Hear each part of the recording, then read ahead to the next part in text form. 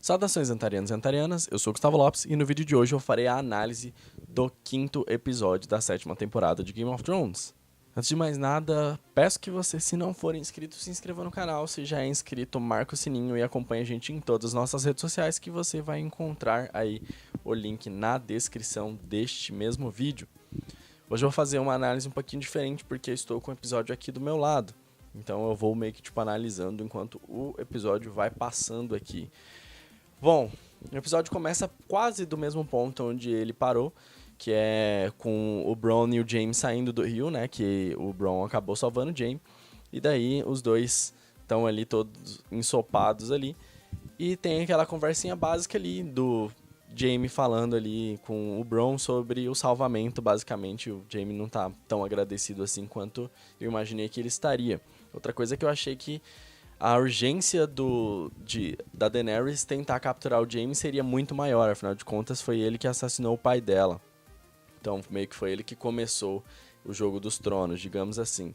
Mas ela acabou que não ficou tão obcecada em capturar ele assim, tanto que ele conseguiu até fugir bem rápido, né, dela.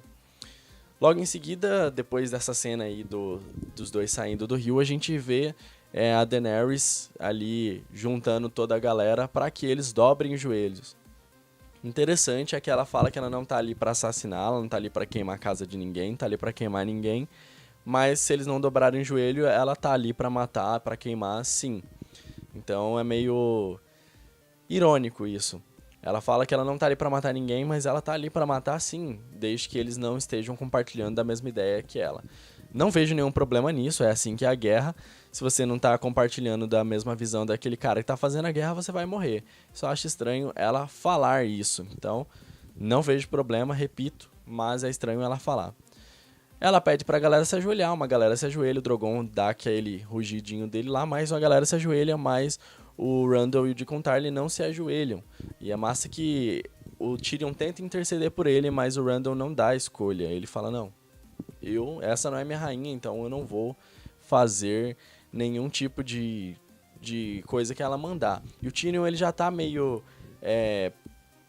estranho, porque um pouco antes ele tava andando lá pelas cinzas, vendo toda a galera queimada, vendo tudo destruído, né, pelo fogo, que é uma coisa que traz lembranças ruins pra todo mundo que conviveu com o Rei Louco, né, viveu na época do Rei Louco. Então é uma coisa a se preocupar.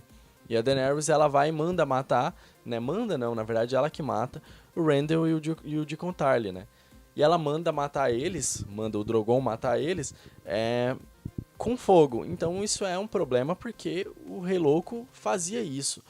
Mas não sei se é bem... Isso não fala que ela é uma rainha louca. O Rei Louco matava qualquer um por motivos banais. Ela não tá matando por motivos banais ainda. Mas o povo fica com medo de que ela goste de queimar a galera e comece a mandar matar todo mundo à torta e à direita. Por isso o medo. Mas não chega nem perto de ser uma rainha louca. A rainha louca é a Cersei. A Dany ainda não tá nem perto de ser isso. A coisa legal é que ela manda, quando ela fala Dracarys e o Drogon mata, acende uma fogueira.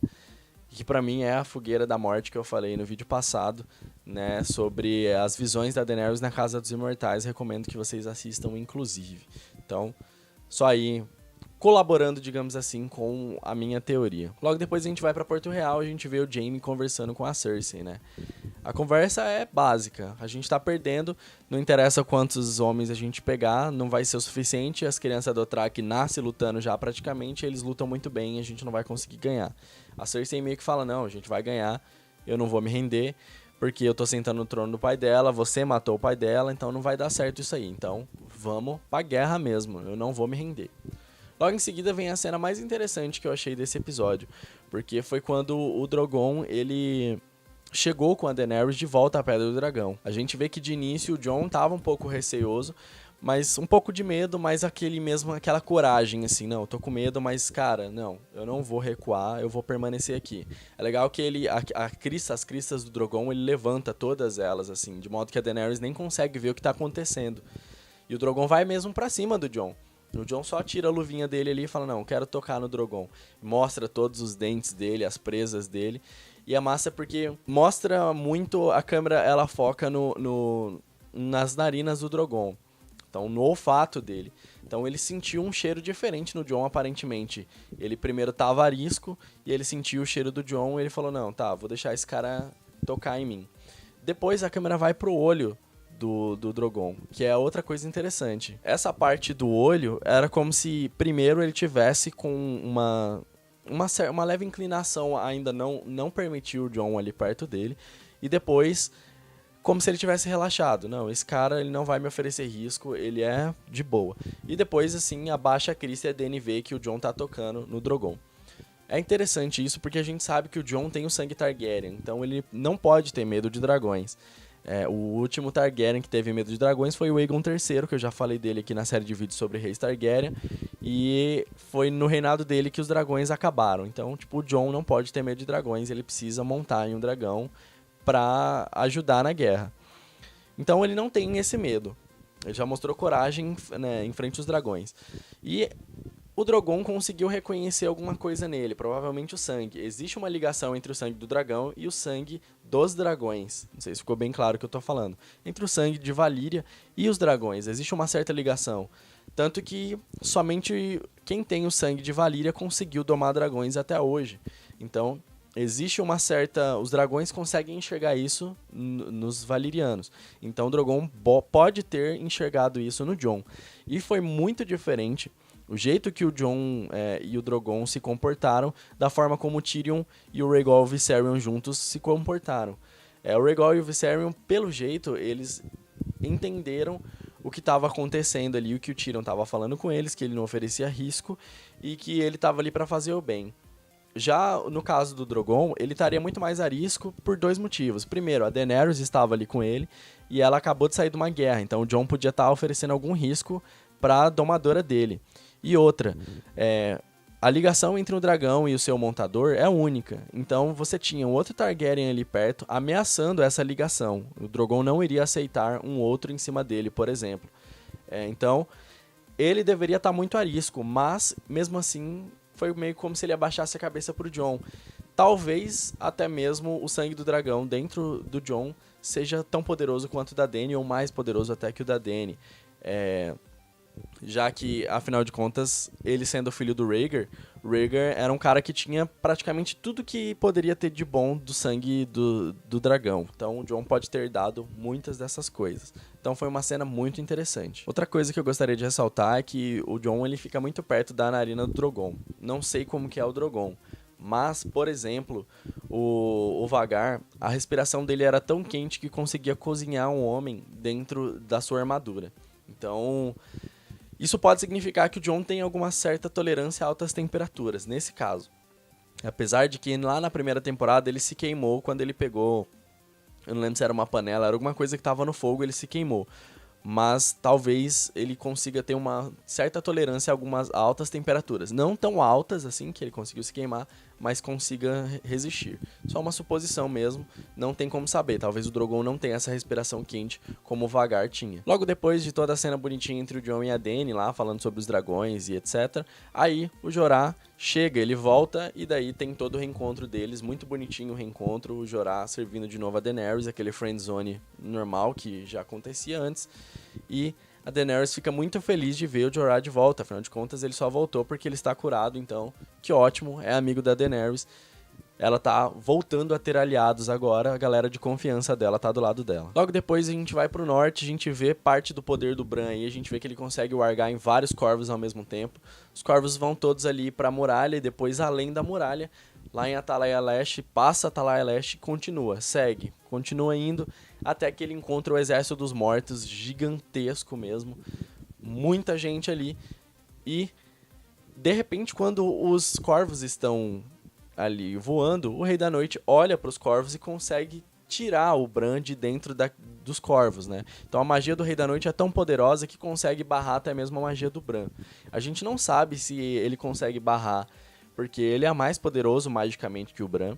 Talvez o cara que foi levado, que as crianças da floresta tenham colocado a adaga, fosse também um vidente verde, então por conta disso ele consegue ter um certo controle, e isso seria uma cagada genial dos vagantes, aliás, das crianças da floresta, porque não pegou um bochinha qualquer, pegou um cara que já era foda, então tornou ele ainda mais foda.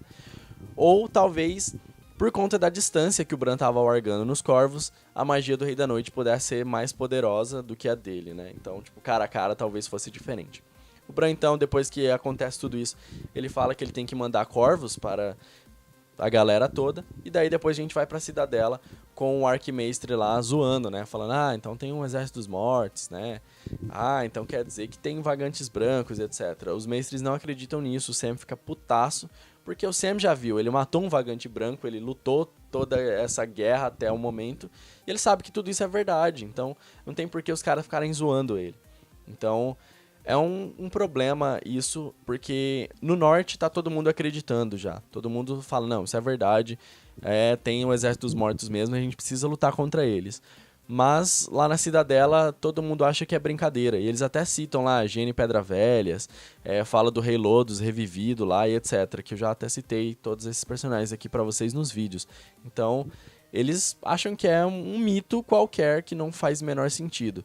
Mas dizem que vão pedir explicações do Mestre Woken. Então, talvez com explicações, a gente não vai ver porque o Sam sai da Cidadela, mas talvez com explicações depois a Cidadela forneça mais informações pro Sam, né? E aí ele possa se dar bem aí na guerra. Logo depois a gente volta pra Pedra do Dragão e daí a gente vê o Varys conversando com o Tyrion, eles estão preocupados com a Daenerys queimando a galera.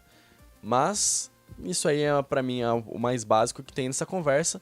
O Varys está com ali uma cartinha que um corvo enviou pro Jon, e daí depois a gente vê o Jon falando sobre essa cartinha aí, que é o Bran falando justamente que tem ali o Exército dos Mortos indo rumo a Atalaia a leste do mar, que é o castelo mais ao leste da Guarda da Noite, que a gente já sabe. Interessante porque o Jon fala, agora ele já sabe que a Arya e o Bran estão vivos, então isso é legal. Eu tinha conversado com Hamilton Rodrigues e Eduarda Campos um pouquinho antes e dizia que provavelmente o Bran não iria conseguir falar com o Jon assim nessa temporada, pelo menos lá no final eu acho, talvez ele consiga. Mas essa temporada eu acho que não, porque eu já imaginava que o Jon ia pegar o navio dele e ia direto pra Atalaia Leste, porque ele ir por terra iria demorar muito. Então foi o que acabou acontecendo. E é isso que ele fala pra Daenerys, olha, eu quero ir embora, eu preciso ir embora porque eu preciso lutar pelo meu povo. E daí o Tyrion dá a brilhante ideia de você pegar um dos vagantes, um dos mortos, e levar até o sul para mostrar que o que ele fala é verdade. A brilhante ideia é incrível, eu já falei isso no vídeo do roteiro vazado, é uma ideia burra para um cacete. Por que você vai pegar um bicho que você sabe que pode te matar, que não vai parar por nada, porque ele já está morto, e você quer levar? Como você vai capturar esta criatura, minhas senhoras e meus senhores?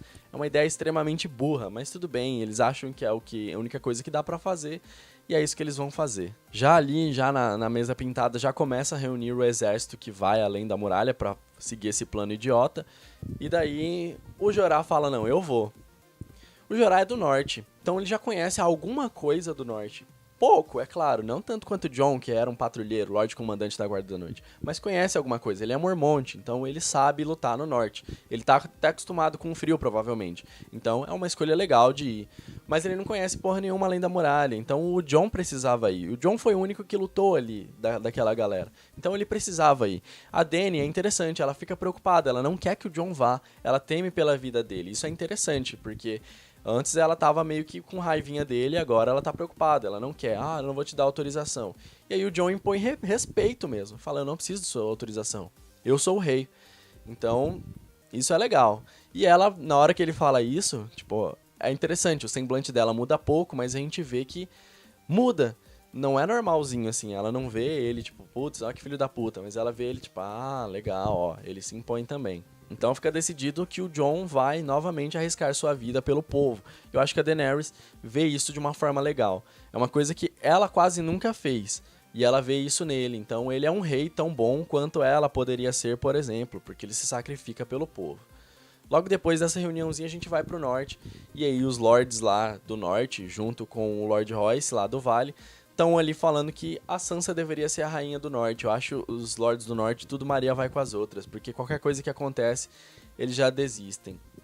Isso desde a temporada passada. Mas enfim, a Sansa, surpreendentemente, fala que os lords, eles são gentis, mas que o rei deles Na realidade é o Jon, não é ela. Ela tá ali só porque o Jon deixou ela no comando, mas o cara que realmente comanda é o Jon e que ele só foi lá pra Pedra do Dragão porque ele queria o melhor pra eles e queria ajudar o povo dele. Então, ela desfaz aquela imagem do Jon, mas ao mesmo tempo não bate de frente com os Lords. Algo interessante porque a Arya propõe uma outra coisa, fala de decapitar eles, por exemplo. Esse é o mesmo erro que o Robb cometeu, foi decapitar o Lord Karstark. O que aconteceu? Morreu. A Sansa é mais inteligente que o Robb, a Sansa é mais inteligente que a Arya. Então, a Sansa sabe melhor esses assuntos de política. Então, a Sansa, muito bem, vai encaixando as pecinhas aí e trazendo todo mundo pro lado dela. Quando ela precisar do apoio de todo mundo, vai estar todo mundo ali junto dela. Então, ponto pra Sansa, parabéns por não ter executado ninguém, parabéns por não ter ido contra ninguém e parabéns por ter apoiado o Jon. Logo em seguida a gente vai pra Porto Real. O Tyrion quer encontrar o Jaime porque eles tinham combinado na reunião lá que ele deveria conversar com o Jaime porque a Cersei ouviu o Jaime. Então, o Bronn consegue ajudar ali o Tyrion a encontrar o Jaime, mas o Davos também tem alguém pra conversar, que é o Gendry. Finalmente o Gendry reaparece e prontamente já entra pra guerra. Não, eu tô aqui pra isso. Interessante, ele não luta com uma espada, e sim com um martelo de combate, um espigão, assim como o pai dele. Muito legal ver isso daí. A conversa do Tyrion com o Jaime é fraca, assim, pouca coisa acontece. Na verdade, é aquelas faíscas que a gente já esperava que iria acontecer. O Jaime fica puto com o Tyrion, porque afinal de contas ele matou o pai, mas o Jaime também entende o que o Tyrion fez. Então a promessa que o Jaime tinha feito de matar o Tyrion, a gente sabia que ele não ia fazer já. Mas ele pelo menos citou isso. Eu falei que eu ia te matar, e aí, o que você acha que eu vou fazer? Então, pelo jeito, Jaime acaba escutando o Tyrion. É legal que eles vão embora. E quando eles vão embora, o Gendry tem que mostrar um pouquinho do poder dele com martelo de combate, né? Tem dois mantos dourados lá, e com martelo de combate ele mata os dois, para eles poderem ir embora, já que eles viram o Tyrion e reconheceram o Tyrion, né? Afinal de contas, a rainha tinha dado a ordem de que quando encontrasse o Tyrion era para pegar ele e matar ele, né? E agora, mais do que nunca, ela iria querer o Tyrion, afinal de contas, ele é a mão da rainha. Então, ela precisava de alguém para barganhar com a Dany. Acabou não acontecendo porque o Gendry tava lá, então sorte pro Tyrion, sorte pra Dany e azar pra Cersei e pro Jaime. A gente continua em Porto Real, mas agora pra dentro da Fortaleza Vermelha a gente vê a Cersei conversando com o Jaime. O Jaime revela que ele conversou com o Tyrion e que a Dany quer fazer um armistício, ou seja, uma trégua. Ela quer paz por enquanto para eles lutarem contra um inimigo que eles têm em comum, muito mais poderoso do que qualquer um outro inimigo que elas possam ter. E daí a Cersei revela que ela sabia que o Tyrion tinha ido lá, sabia que o Bronn tinha levado o Jaime até lá, ela sabe de tudo, basicamente, os passarinhos dela sabem de tudo, isso é muito interessante. Então ela permitiu que o Jaime fosse conversar com o Tyrion, pelo simples motivo de que ela sabe que ela não vai vencer no mano a mano, ela precisa de um plano inteligente. Diferentemente da Daenerys, que falou, já chega de planos inteligentes. A Cersei precisa do plano inteligente, porque ela não tem três dragões, ela não tem 100 mil dothraques, ela não consegue combater a Dany de igual para igual. Então ela precisa pensar. E nesse pensar entra aí toda a teia maquiavélica dela. Ela tem que envolver o Tyrion, a Dany, o Jaime, todo mundo que ela conseguir envolver aí, para ela conseguir montar um plano tão bom quanto o pai dela faria para vencer essa guerra. E daí o Jaime vai e fala, bom, mais ou menos o que ele quer dizer é para que eles vão continuar nessa guerra? Por que ele deveria permanecer? Por que eles deveriam permanecer nessa guerra? Não faz mais sentido. E daí a Cersei vai e meio que revela que ela está grávida agora. E isso é um furo de roteiro gigantesco, que foi uma das principais coisas que me fez não acreditar no roteiro vazado, porque isso estava no roteiro vazado. E no vídeo eu falei, vai ser um puta de um furo de roteiro. Porque a partir do momento em que ela está grávida, a Cersei não tem 3 filhos. E a porra da bruxa falou que ela teria 3 filhos. Então, ela não teve 3, ela teve 5. Ué, Gustavo, mais 3 mais 1 é 4. Só que lá no início, na primeira temporada, ela já burramente furou o roteiro mais uma vez, dizendo que ela teve mais um filho com cabelos negros. Então, 5 filhos a Cersei teve. Então quer dizer que a gente não pode levar em conta nada do que a Meg falou pra Cersei. Então esquece o vídeo que eu falei sobre as profecias da Cersei, porque a série está cagando pras profecias da Cersei. Ela não tá nem aí. Esquece a rainha, esquece que ela vai se casar com o rei, esquece os filhos dela, esquece tudo. Então é um furo de roteiro burro, muito burro. E essa temporada tá tendo uns fanservices e uns métodos que eu acho que não são muito legais, não.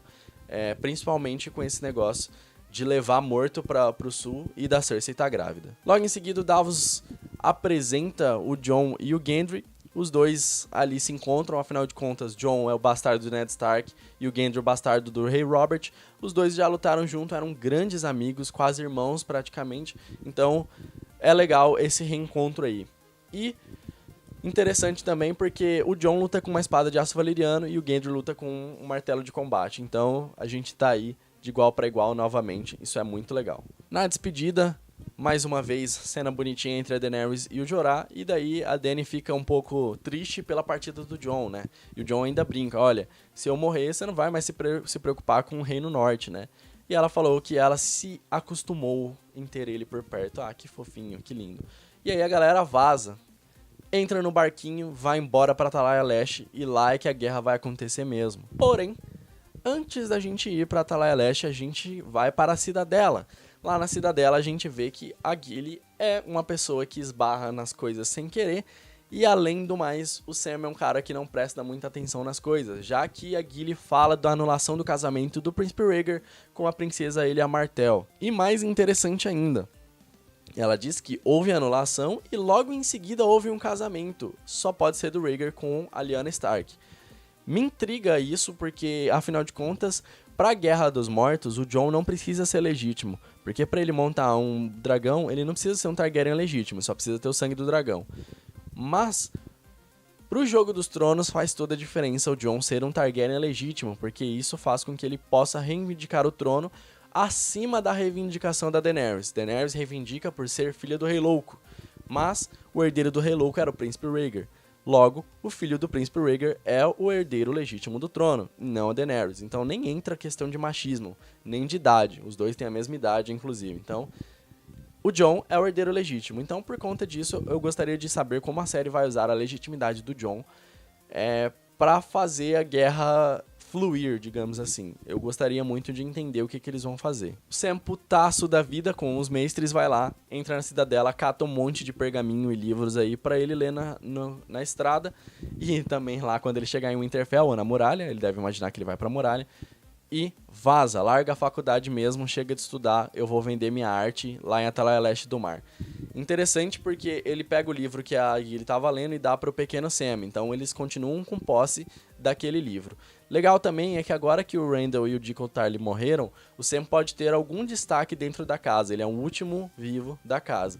Ah, mas ele é um patrulheiro, ele é da Guarda da Noite, mas a Guarda da Noite deve acabar também, então o Sam pode acabar conseguindo aí o comando da casa Tarly. Vamos para o norte em Winterfell, vemos o Mindinho com toda ali as ideias dele, né? Ele fazendo o jogo dele, que ele sabe fazer muito bem, tentando colocar a Arya contra a Sansa. Ele conhece muito bem as pessoas, ele sabe que a Arya não tá confiando nele, então ele vai e faz todas as jogadas dele para que a Arya descubra aquela carta que a Sansa mandou para o Robb, se eu não me engano, na segunda temporada, falando que os Lannister estavam ajudando ela, que eles eram muito bonzinhos e etc, etc.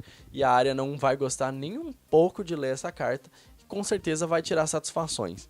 Sorte das duas, na minha opinião, que elas têm o Bran que tá por fora e tá sem sentimentos. Então, ele que sabe de toda a história de Westeros pode chegar, ó, Mindinho é filho da puta, ele fez isso, isso e isso, e eu acho que vocês não tem que ficar uma contra a outra. Juntem-se para que a gente possa vencer essa guerra. Por quê? Porque o lobo solitário, ele vai morrer, mas a matilha sobrevive. É uma frase que a gente já ouviu nos trailers e pode ser que a gente ouça a Sansa falando isso pra Arya. Uma coisa que o Ned Stark já falou pras duas, inclusive. Depois a gente tem aí um reencontro mais estranho que eu já vi de todos os tempos, porque a gente vê todo mundo ali se reencontrando. A gente vê o Jorah, o Jon, o Gendry e também o Tormund reencontrando aí, se conhecendo ao mesmo tempo, já que, por exemplo, o Jorah não conhecia o Tormund, e conhecendo também o Sandor Clegane, que é o cão, mais o Thoros e o Beric, né? Então, ali todo um reencontro, ninguém gosta de ninguém, mas todo mundo tá do mesmo lado, porque como o Jon disse, todo mundo tá do mesmo lado porque todo mundo tá respirando. Então, guerra dos vivos contra os mortos. Não interessa o que já aconteceu no passado, nem o que sua casa fez pra mim ou qualquer coisa. Picuinha de reino agora não.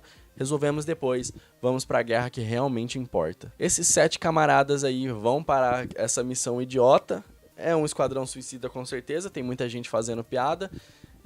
E sai os 7 caras além da muralha para combater aí o exército do Rei da Noite e tentar capturar um morto para levar para o sul.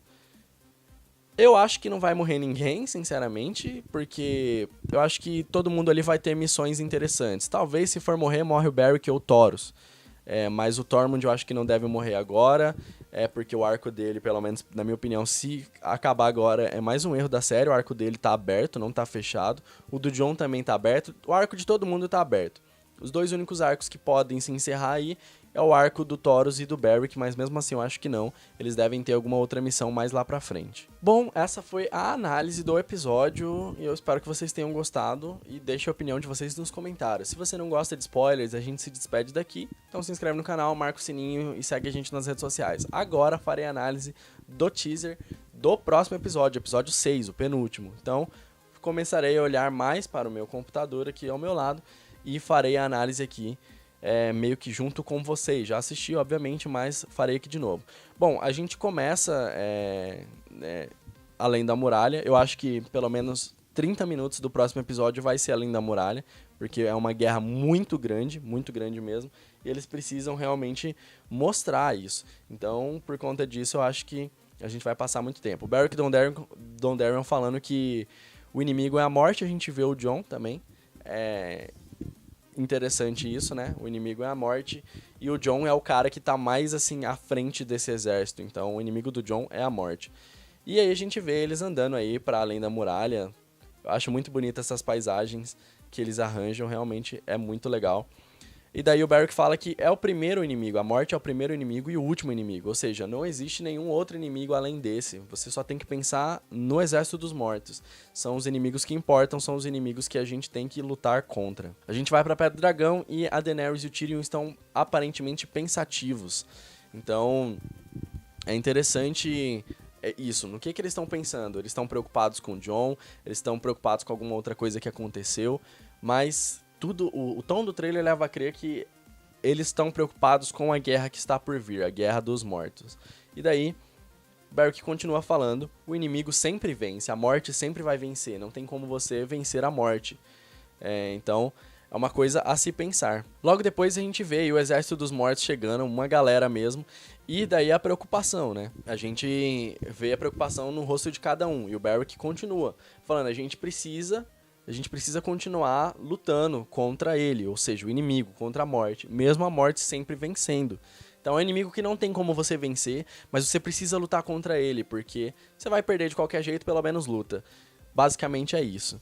A gente vê todo mundo aí reunido, meio que encurralados, tá cada um segurando sua arma, a garra longa, os machados, os martelos e o caramba. E depois a gente vai pro norte novamente. A Arya tá falando com alguém e daí ela fala, você tá assustado ou assustada, não está? E a gente vê a Sansa. Então dá a entender que a Arya estava conversando com a Sansa, falando sobre alguma coisa. Seria sobre o retorno dos mortos, seria sobre o retorno do Jon, ele não voltar, ou seria sobre a Arya tá enfrentando a Sansa e a Sansa tá com medo da Arya matar ela, alguma coisa do tipo. E logo depois a gente volta pra além da muralha. E daí a Sansa pergunta, o que te assusta? E daí mostra o Exército dos Mortos. Então, todo o trailer tá mostrando um contraste.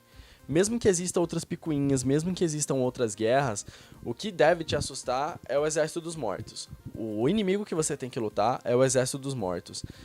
Então, basicamente, o trailer diz isso pra gente. Então, chega de picuinha de reino. Então, a gente vê aí todos os vagantes brancos e os mortos lutando contra a galera. O Jon é o único que tá enfrentando o vagante branco. É o único que deve conseguir. Talvez ele e o Beric, porque o Beric tem espada de fogo. Gostaria muito de ver a reação do Rei da Noite ao ver a espada do Beric. O Rei da Noite já enfrentou a Luminífera e talvez aquela seja uma Luminífera. Então, seria muito legal a gente ver. Então, a gente vê aí as sequências de ação. E uma coisa legal que a gente vê nesse trailer é porque tem uma hora que a gente vê... os caras parece que estão voltando pra muralha. Ou voltaram e estão indo de volta. A gente não consegue entender. Porque tá... Ou um reforço, talvez, né? Que tá indo pra ajudar a galera que tava além da muralha. Porque a gente vê uma galera correndo, atravessando o portão da muralha de novo. Eu acredito que seja um reforço. E logo depois a gente vê a Arya e a Sansa de novo. As duas se enfrentando cada vez mais. Então, eu acho que o clímax deve subir muito. As duas devem ficar muito putas uma com a outra e o Bran deve entrar depois pra acalmar no último episódio, imagino eu. E daí, a frase, né? O inverno está aqui, e daí o Beric segurando a espadinha dele, o exército dos mortos gigante, e todo mundo correndo, porque basicamente é o que dá pra fazer, não tem como eles lutarem contra o exército. Legal, a última cena é o Rei da Noite avançando ali em frente aos White Walkers. Parece que ele tá como se fosse assim, como se ele fosse conversar, não é o caso. Mas ele tá mostrando o exército dele, algo que ele já fez em Durolar, quando ele abre os braços lá pro Jon. Então, algo interessante. Gostaria muito de ver a reação do Jon perante o Rei da Noite, como o Rei da Noite vai reagir ao Jon, porque meio que o Rei da Noite já viveu tudo isso. Então, como é que ele vai encarar tudo isso mais uma vez? E basicamente esse é o vídeo de hoje, enorme, eu sei, mas é o que tem pra hoje. Muito obrigado se você assistiu esse vídeo até aqui. Não se esqueça de se inscrever no canal, marcar o sininho, acompanhar a gente em todas as nossas redes sociais. Muito obrigado e até a próxima.